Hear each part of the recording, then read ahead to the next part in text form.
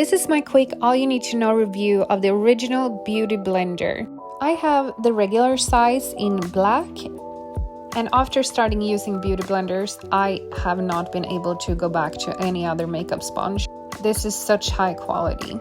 I also have this size, which is the middle size. They have a micro mini, which is smaller, and this is the blusher. So this one is more precise for under eyes or, for example, cream blusher. I use it strictly for under eyes with my concealer. It is perfect size for that, and since they are pointed, you get into all the corners underneath your eyes. Before I got this middle size sponge, I used to use my big one for underneath my eyes, which was not as effective. So I'm really glad I found this blush size one. Beauty blenders are outstanding in quality, and if you're like me, care about a flawless base, this is the right makeup sponge for you. It blends everything beautifully without soaking up all product.